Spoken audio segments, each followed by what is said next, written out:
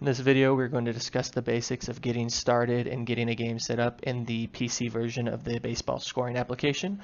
When you first open the app, you should get a new game dialog box that pops up. If it does not, what you can do is click File, New at the top left, and that should open that up for you. On this pop-up, you're going to want to confirm a couple things. First of all, being the database set to poinstreak.com. This is what's going to confirm that the stats and everything is pointed to our servers. This is going to submit correctly. Next, what you're going to do is you're going to find your league season in the drop-down box. You should have access to this. If your league or season does not show up in this drop-down box, you'll need to contact our support team so that we can get that set up for you. Username and password should be the same as when you first initialize the application. And then down here in the scheduled games, this will show any games that have been scheduled for this day. So right here I have the Indians versus Mariners. I'm going to go ahead and click on that, and that's going to get me started. Once this opens up, you'll get a new pop-up box for game information. In this pop-up box, you'll be able to choose to enter location, comments, scorekeeper, all of this information you can see in this drop-down. You'll just enter in this box, and this is going to add that information to the game. You can also confirm your visitors and home team rosters by clicking on these two tabs. This is where you can remove or add players if needed. Once you have confirmed that the visitors and home rosters are correct, and you have finished entering any of the extra information on the game info page, you can go ahead and click OK and start getting ready for entering the lineup. As you can see on the left, I have already started the lineup. You'll notice number, player, position, and inning input right here. I'll show you on the other team how you do this from scratch.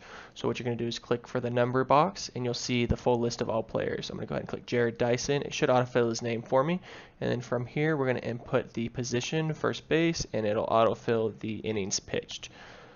Just go to the next box, first column, for the next player, John Segura. We're going to put him in as second base, and it should automatically input innings pitched. One thing to notate when you're inputting your lineup is whether or not there's going to be a pitcher in the batting or not. If the pitcher is going to be hitting, then all you'll do is just add them in as a regular player in the batting order. If they're not hitting, what you're going to want to do is add in a designated hitter somewhere in the first 9 spots. I'll put mine right here in the 5th spot, and then I will show you once we get to the pitcher what you need to do.